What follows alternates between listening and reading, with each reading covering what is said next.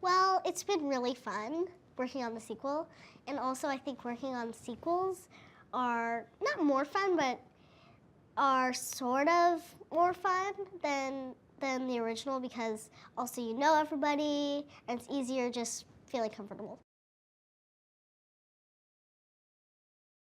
In the film, her dad builds a giant maze and they pretend that they're shrunk and they move through the maze and they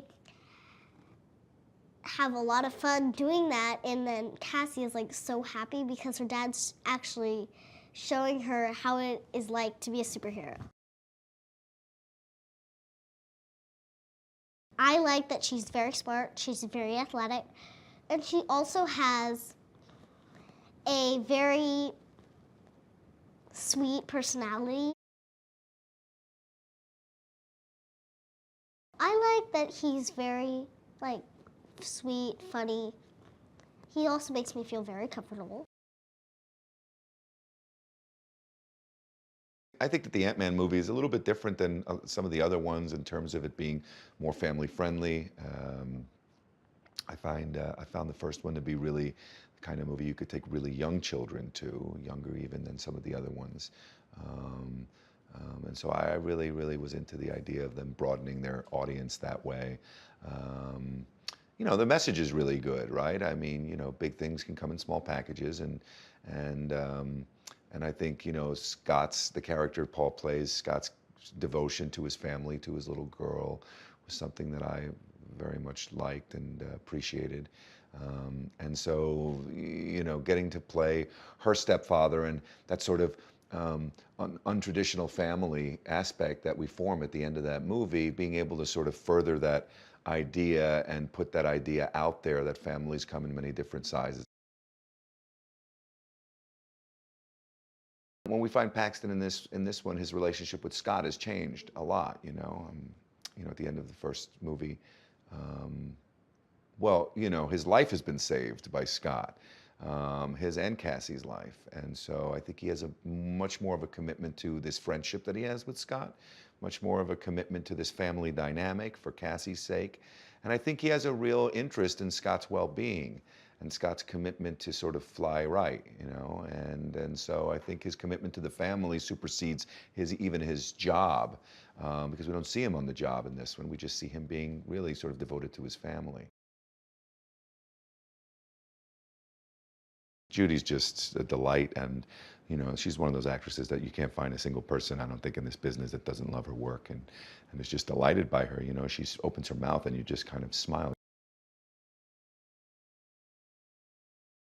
She's just really just a delight. She's obviously raised well, and she's funny. She's genuinely funny, and she's very smart, and she's got an incredible range for a little girl, and I think her future looks pretty promising.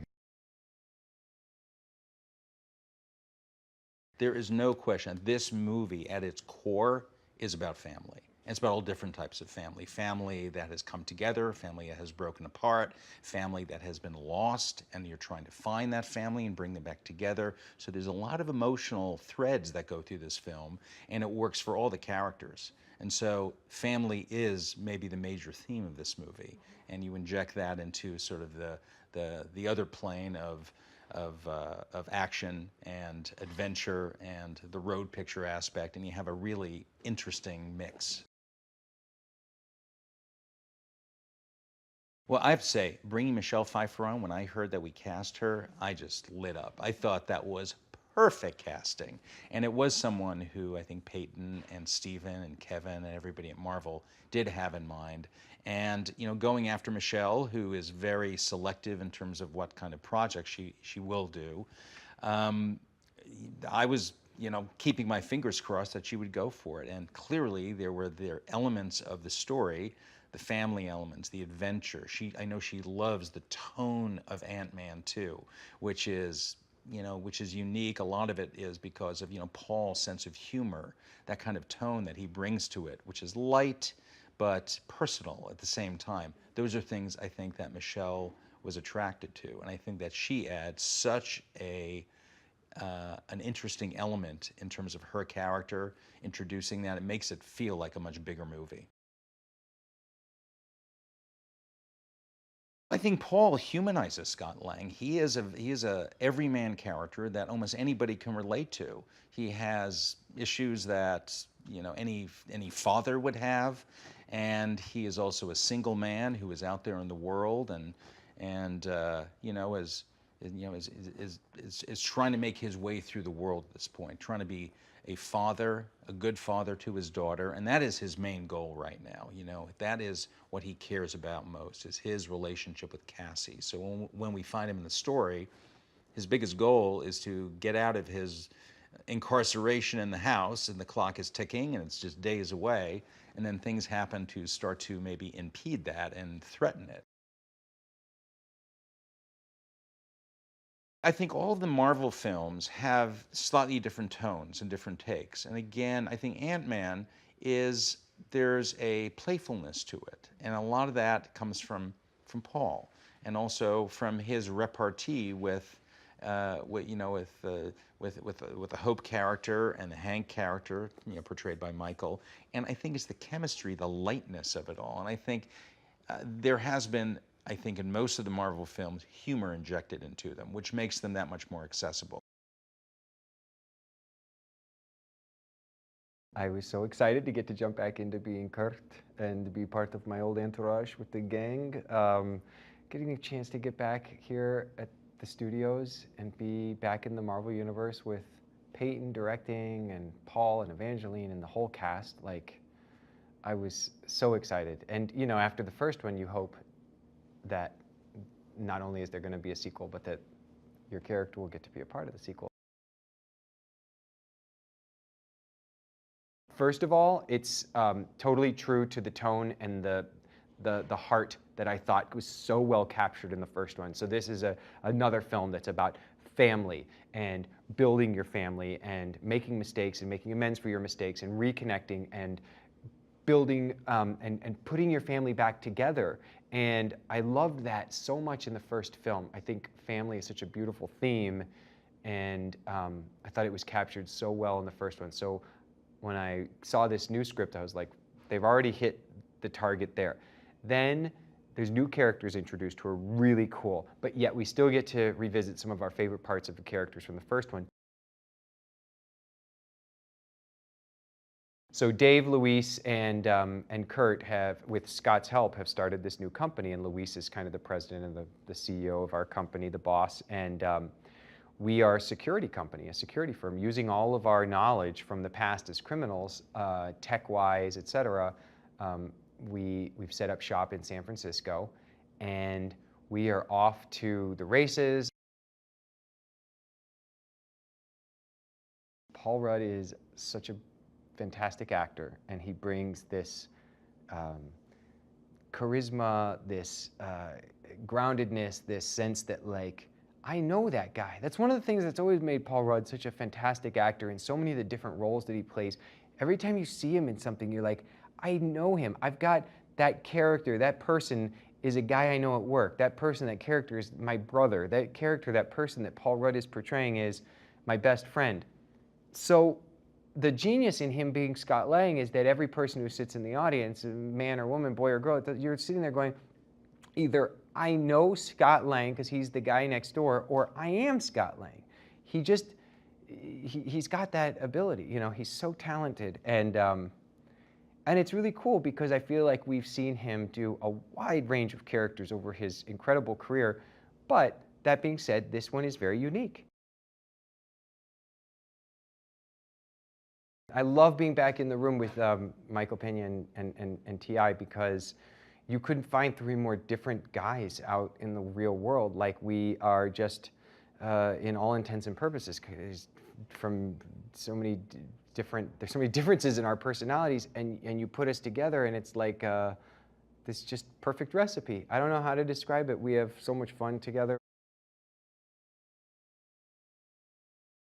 By the end of the first film, it will take time to fully resolve all of her hurts with her father, but the first steps have been made, and a lot of forgiveness has happened, and she's in a really good place. And so it was exciting to have the chance to go back to this character and play her in a new space, in a space that was not so guarded and jaded and cold, but was warmer and more at ease in her own skin. I'm not an avid film or TV watcher, and so a lot of the times I haven't seen a lot of the greats at work, and I don't really know what kind of presence I'm in until I'm in it. So I went into it just like, great, Michael Douglas, yay!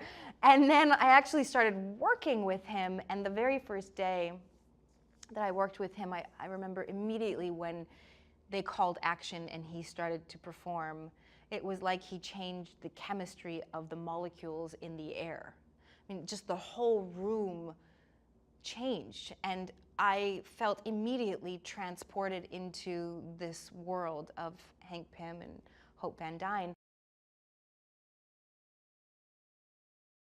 I somehow wound up with Michelle Pfeiffer and Michael Douglas playing my parents, and both being equally as incredible and consummate and lovely and competent and talented. And again, I mean, how can you be bad working with Michelle? How can you be bad working with Michael? So if I am bad, it's all on me. It's my fault.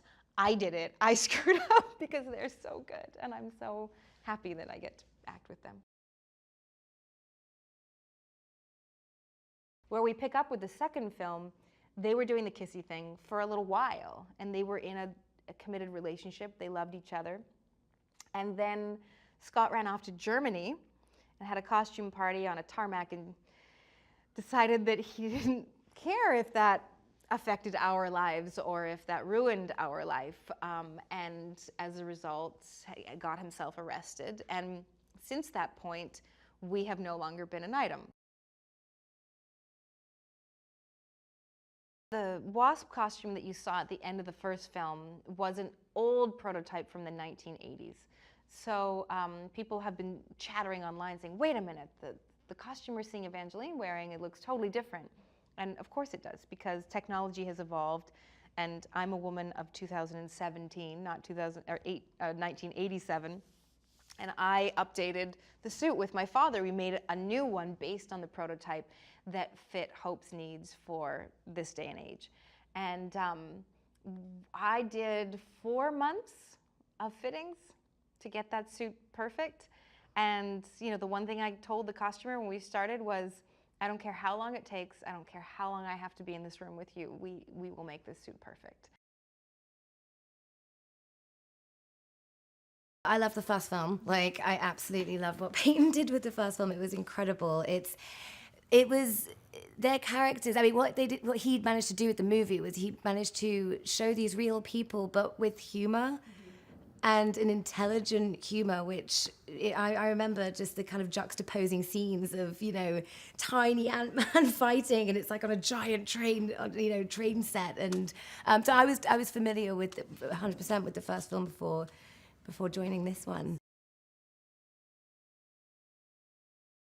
What drew me to the project was, I mean, the whole kind of Marvel universe is incredible. It's a ginormous universe with so many amazing characters and villains and lovable rogues, if you will.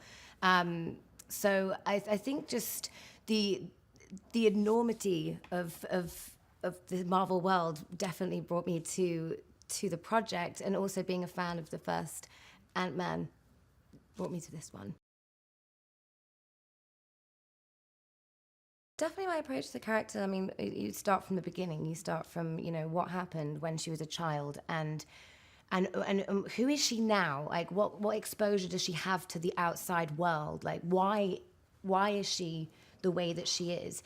And it's amazing to discuss with Peyton. He's so open. You know, he's a wonderful director to sit down and talk about the relationships with everyone.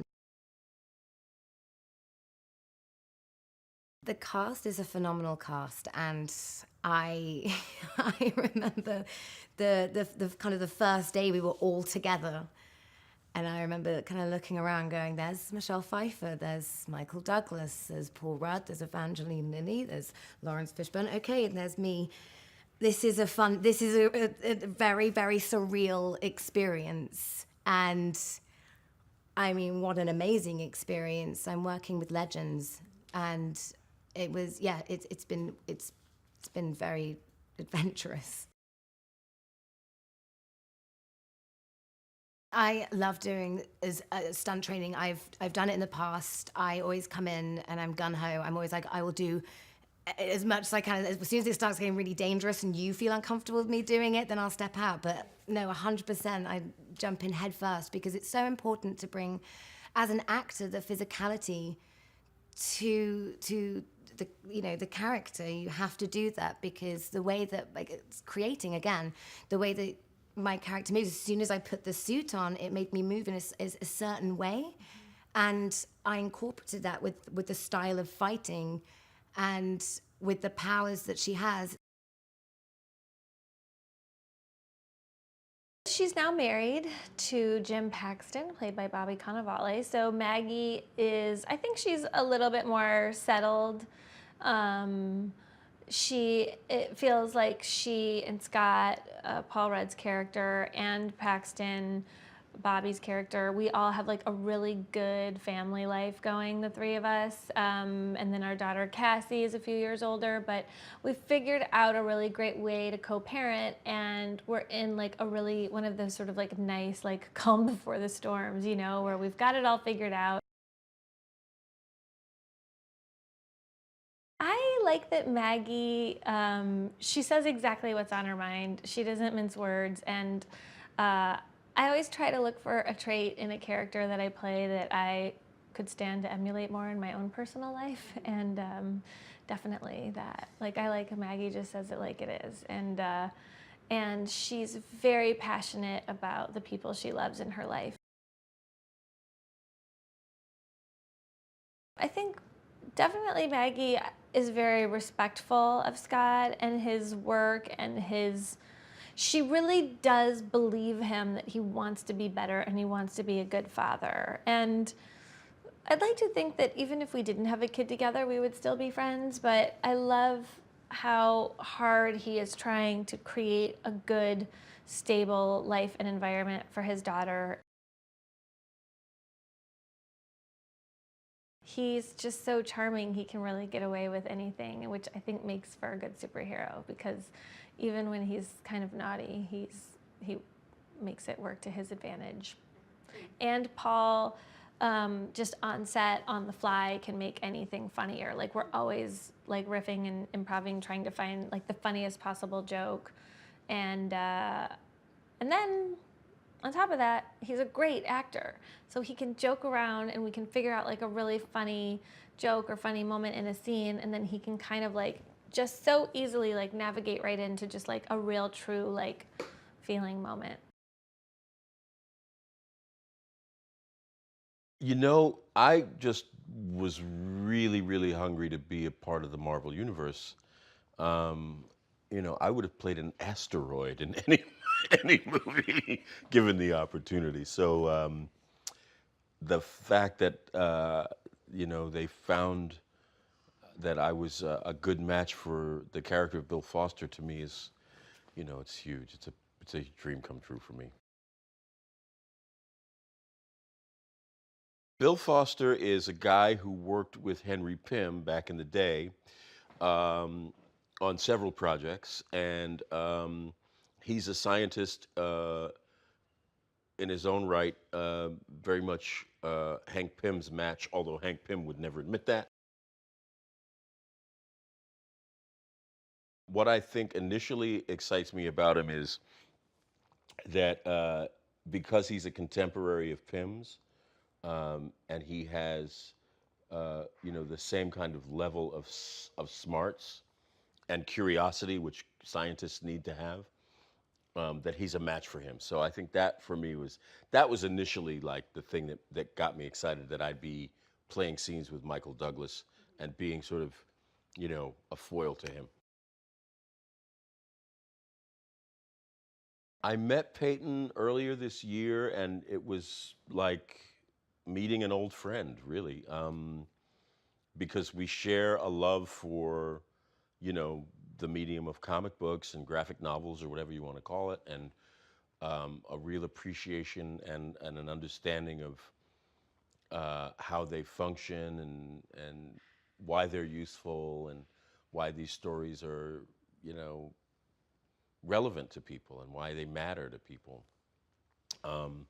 You know, we connected on that level, and so it's been very, very easy to work together because, you know, we both have a working understanding not only of movies but also of comic books, and so to be working on something where we put those two things together, things that we both love, it was just there's a kind of natural ease and flow to working with each other.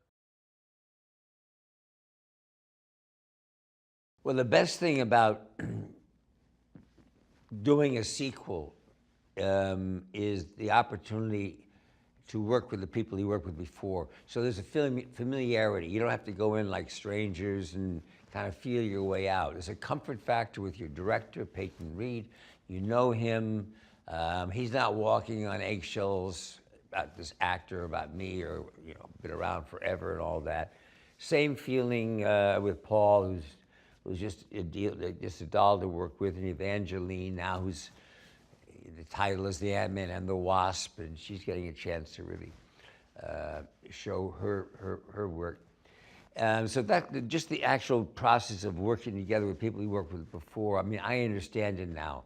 You know these stories of people that have the opportunity to work with their director or co-actor on many pictures, and that's a comfort factor that makes it much more relaxed, which is the best part. I thought he did brilliantly in the first one, Ant-Man, and in this. He's a writer also, as well as being a wonderful actor, and he comes up with some great, clever lines, and has an inherent honesty about his work and his performances that is, it's just captivating.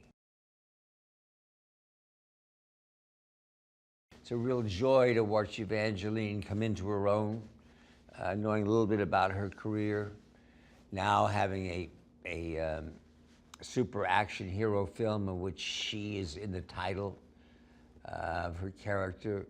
I get a kick out of watching her joy and her excitement, her incredible hard work and endeavor, and, you know, overall ability. She's a wonderful actress. Well, within the story, like, it opens up and he hasn't been Ant-Man. He's, you know, we're living in San Fran, we're still roommates. You know, he's on house arrest. So that kind of, you know, no pun intended, it has to ground you. And so, you know, he gets approached with another mission, and then by default, so do I. But for the most part, he's the same guy. He's trying to make his family work. I mean, like probably just seeing Paul and Evangeline. In this one, you know, I have way more scenes with Evangeline, and I thought she's just one of the greatest people, you know, and we always talk and we're always super friendly. So I've been having to work with her, not having to, but I've been working with her, you know, a lot in this particular film, especially more in the third act, which was great. And like it's such a different dynamic, you know, with my character and hers. You know, mine is like a really optimistic dude, and hers, she's like a very driven kind of a character. In the first movie, he's like, dude, try whatever, man. Yeah, whatever idea comes in your head. And he's like, dude, you know, you felt like he really wanted you to do well in this, you know, in this movie. And I think he understands that, like, if everyone else does really well, you know, like, you know, he does well. And not everybody thinks like that. And, you know, he would give me alts, or, you know, think like, you know, he's like, I think it'd be really funny if you blah, blah, blah, blah, blah, blah. And then oh, God, so did I. And so it was a really great collaboration. I mean, I think she just brings, just like what Marvel does, you know, which I think is pretty rad, is like there's always strong women with, like, you know, strong opinions, you know, and you could maybe make a movie just about her, you know, and she just brings like this strong attitude and focus towards it. But on set, she's really fun though too. But I just love the way she, she portrays Wasp. I loved at this phase, let's say, in my life that I'm playing a superhero. I think it's incredible, and I think the message that it sends to women of all ages and all demographics that, we are still kicking ass, and that we're strong, and we're independent, and we're fierce and capable. They broke the mold after they made Paul Rudd. He is unique. He has a sense of humor that's unto his own. I mean, it's not, and I think that is, you hear that throughout the script. And he has this incredibly dry, kind of sweet, kind of wicked sense of humor behind this very boyish face. My character many years ago got stuck in the quantum realm, and Hope and Hank set out to find her. I think they've never given up hope that she's still alive. And so throughout the film, it's really their journey and their struggle to find a way to get back, to bring her back. Michael Douglas is very charming and he's witty, and he has that sort of dry sense of humor, and he exudes a kind of intelligence.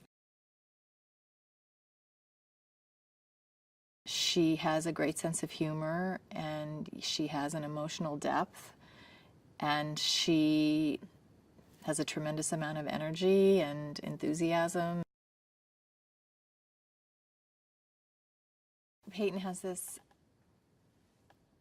exceptional quality of boyishness and a sort of childlike enthusiasm and seriousness and attention to detail. And not all directors really have that. And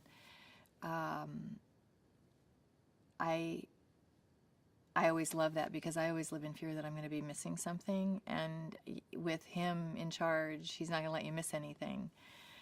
But it's really a fun set. I love being a part of the Marvel family. I love making this film, working with these actors, playing this part. I feel very lucky, honestly.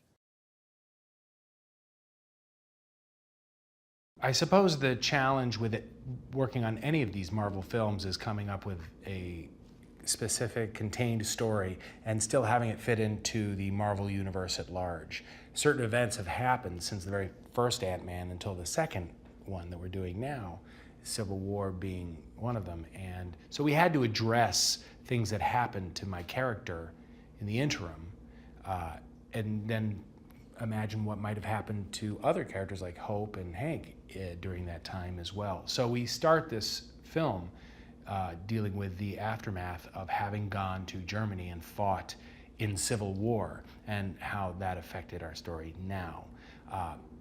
Once we kind of deal with those particulars, we get very much into a story that is contained and that people will understand and follow and be invested in, even without having seen Civil War. You know, one of the things that I really like about playing this character is that he is thrown into these extraordinary circumstances. I mean, truly, shrinking and flying around on ants and entering quantum realms and life-threatening stuff. And yet, one thing that we've always tried to sustain, when I say we, I mean me, because I speak of myself in plurals, is this way of dealing with everything with a little bit of a sense of humor and not giving into the threat, but kind of a carefree attitude about it. And that's fun to do. I think that Peyton and I, since he even came on board the first time around, one of the things that we both agreed on is the type of movie we wanted to make and how important the laughs were in creating something that was original within this genre that is easily can easily be a little saturated, you know, a little. It's like, okay, what's new in a superhero movie? And so we wanted to have. We always wanted to make these things fun and still be emotional and still be wowed with some visuals, but making them funny too. Well, one of the things that everybody knows is that it's very hard for felons to try and get a job and go straight. And we are making a go of it. Luis and I, and then the two other guys, the Wombats, we formed a company called XCon Security. And so we are a new company, but we will provide security to your business or your home. And you know, we have a big account that we just need to land, and that kind of comes back later on in the story. But this is where we have found ourselves we're on the straight and narrow, and giving it a good go of it.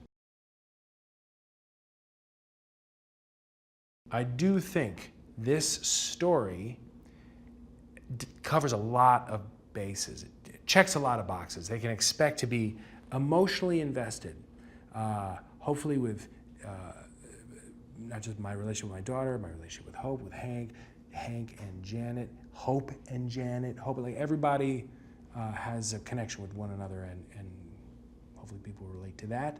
The visuals are, as always, stunning with most Marvel films, but this is bananas. And there are action sequences that you've never seen before. When we started formulating what the story was going to be for Ant-Man and the Wasp, we realized we're really making a sequel to two movies, to Ant-Man and also to Captain America Civil War, because we couldn't ignore what had happened to Scott Lang in Civil War, which is he took the Ant-Man suit to sort of help this Avengers infighting. And it struck me that that's Hank Pym's worst nightmare, is that Scott Lang, who he had entrusted with his Ant-Man technology, now is going to take it without asking and go fight with the Avengers. And of course, he ends up getting caught and put in this underwater prison, the Raft. So that gave us a really organic jumping off point, because the writers and I sat there and we talked about, well, how would Hank Pym react to that? How would Hope Van Dyne react to that? And also, how would Scott react to it? Because that's Scott's worst nightmare too, is being in a prison and not being able to see his daughter. So it really gave us a natural starting point for this movie, and that was dealing with the ramifications of Scott's actions in Civil War. I think one of the things that I like in sequels in general is when you pick up the characters from the first movie, not at the exact point you left off in the first movie. So Hank and Hope's relationship is really different in this movie than it was in the first movie. There was a lot of conflict between the two of them in the first movie, because Hank had maybe not told his daughter the truth about her mother and was being overly protective with her. In the first movie, Hope is absolutely the one who should have been able to take care of Hank's problem for him, but he brought in Scott Lang because he was really being overly protective with his daughter. He didn't want her to put on the Ant-Man suit or anything like it, because of course his wife had met an untimely end doing the same thing. In this movie, they've resolved those issues, and she's a fully formed hero. And Hank and Hope are working incredibly well together. I think he's very proud of the fact that she's taken on the mantle of Wasp.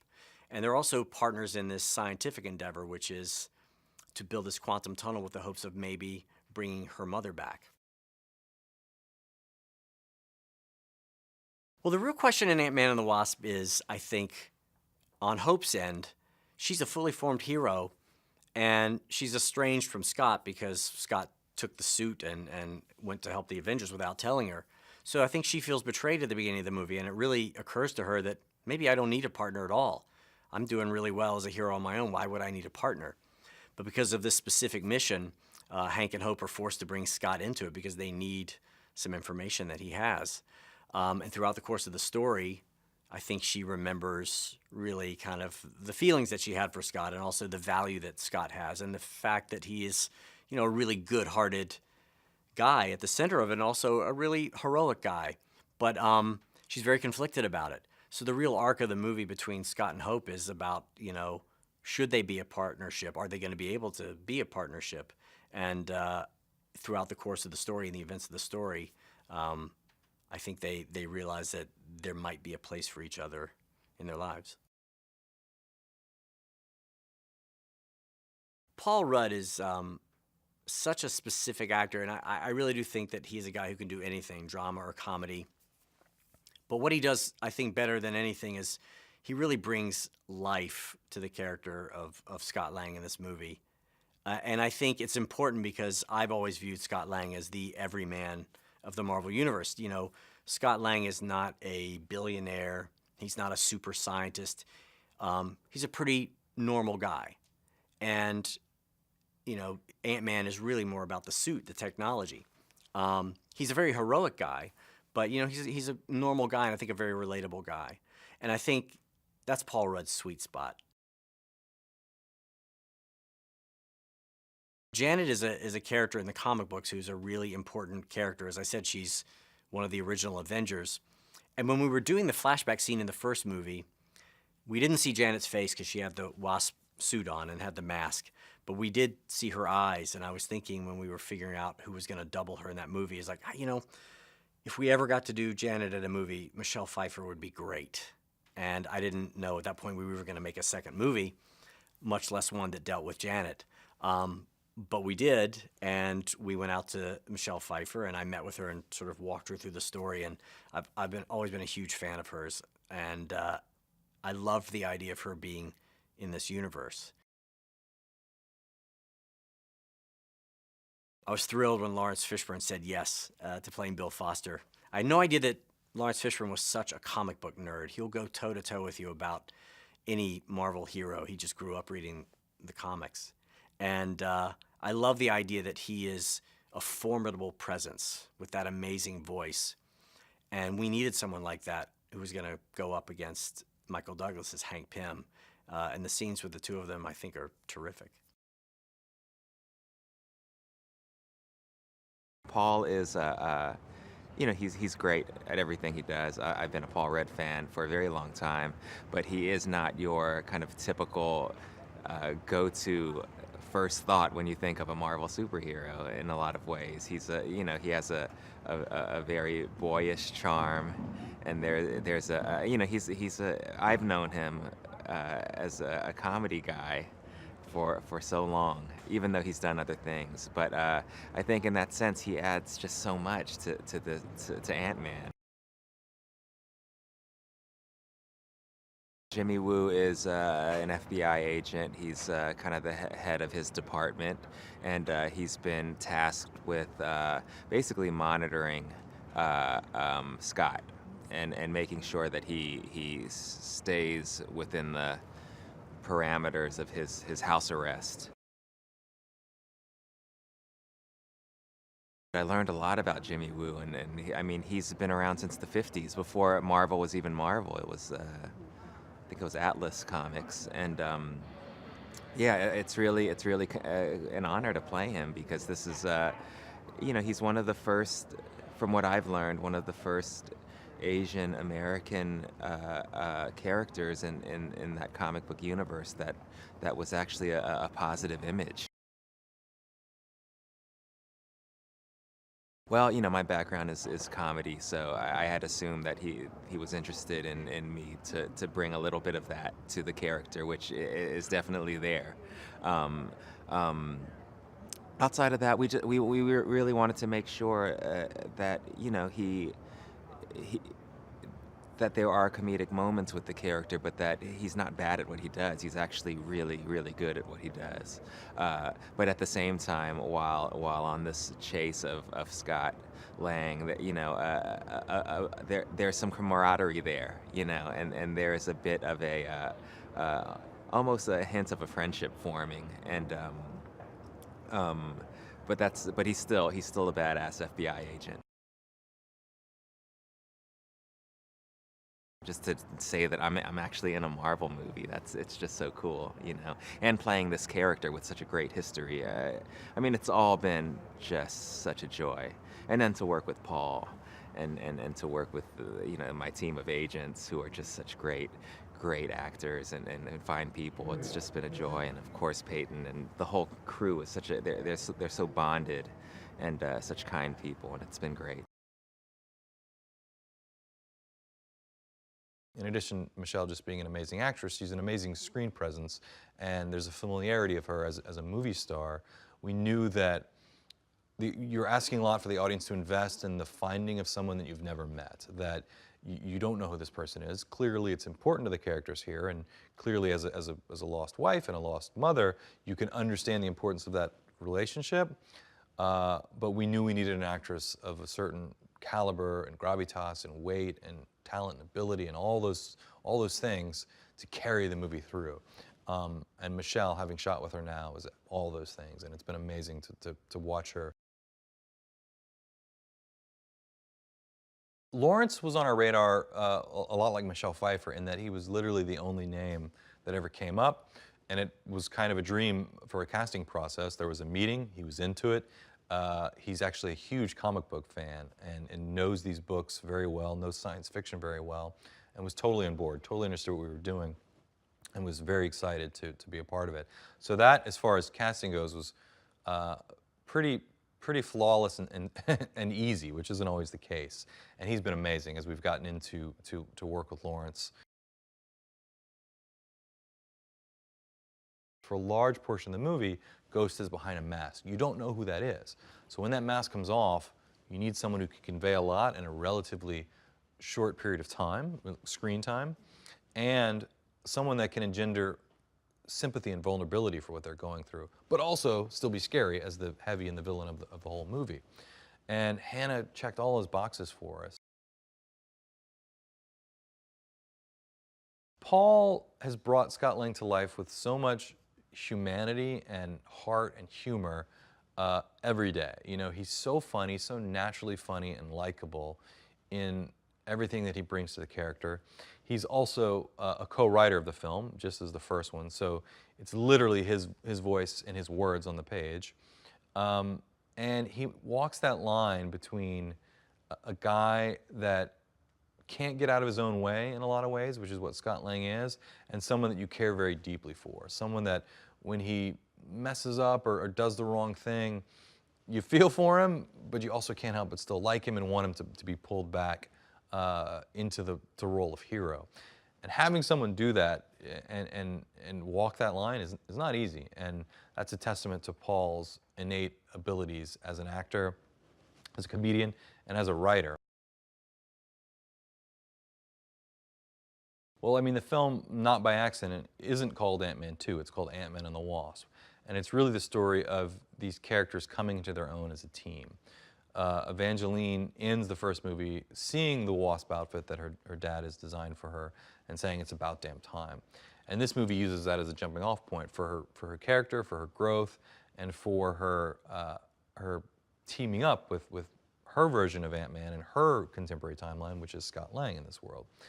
And it's been fun to watch Evangeline step into this role. The Wasp has been worth the wait. Ant-Man sits alone in the Marvel Universe. I think it's tonally unique. The sense of humor and the point of view from Peyton Reed stamps it as really fresh and really, really unique. There's a lot of heart to an Ant-Man franchise because it's about families, it's about fathers and daughters. It's also irreverent in its own way, in the sense of humor, but very sincere. It wears its heart on its sleeve. It's not a parody. It's not winky. And I think the fact that it can balance both so well under the hand of Peyton Reed is a testament to why it's unique in the MCU. It's both hilarious and completely sincere. And I think doing both is a real challenge. And Peyton is a master at guiding that tone. And I'm excited just to see, show the audience where we go with Shrinking and Growing, because we're going to some pretty wild places. Well, I mean, the franchise in itself is just garnered so much attention from comic fans, and you know, the Marvel Universe has accepted the entourage with open arms. So, you know, to come back and be a part of this ensemble was an honor. Well, Dave here, I think he's a little more talkative, if I'm not, I believe. I think, you know, Dave kind of was, he began as a bit of an introvert. I believe he had one of those just came home from prison, don't trust anybody, don't talk to many people kind of complexes. And after the first one, you know, I think he's kind of grown into his own a bit. And this film, him and the guys have their own company. And, you know, he's actually taking that responsibility very seriously. And I mean, you know, they're just, you know, excited to be building a life for themselves. Well, I like the camaraderie of the guys. I mean, you know, Dave, I think he grounds the guys a lot, you know, because everybody's so over the top and extreme.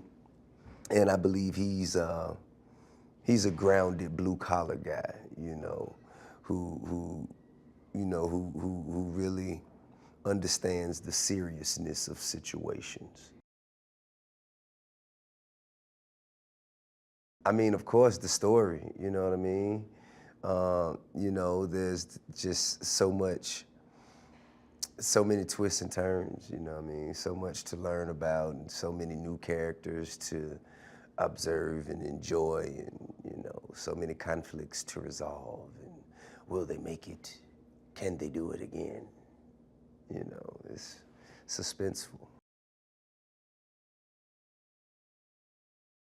For me, it was Iron Man with Downey, and with what he did with that role and what Favreau did with directing that movie. I was just really blown away by it, and they were able to really kind of capture this tone between it being serious on the level that it needed to be serious, and humorous and exciting.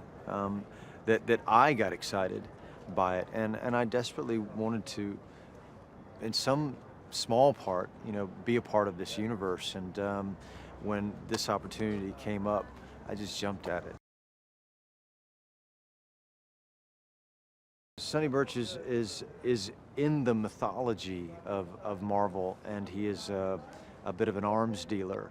And Peyton and the writers here kind of took that and said, okay, well, what if he has a Southern accent, and what if we like him, but he's a despicable guy, and he just being around him, you know, makes you feel kind of uneasy. And it was really about just kind of capturing this tone and being an antagonist in a way that was kind of outside of what Corey did in the first episode. Well, I like the way he dresses, you know. I like the flashy kind of aspect of his personality. I like the fact that he takes it serious, but he does it with a smile on his face. Well, I mean, it was a bit intimidating, you know, when I first got here, because, you know, you're holding up another kind of piece of their legacy, aren't you? Really, so you just don't want to be the person that drops the ball. But you know, shortly after I got here, it all made me feel like family, and there are no wrong answers, and we're just trying to find the right answer, you know, whatever that is and wherever it comes from. So it's been one of the greatest experiences of my career on this level, you know, working kind of in this way, and you know, I'm just grateful that I got an invitation. It's as funny as you would hoped it would be, but I think it will be more touching than you anticipated. And this experience, I think, for these filmmakers just kind of stands on the shoulder of the first one, and it gave them the confidence to use their imagination in ways that they didn't think possible.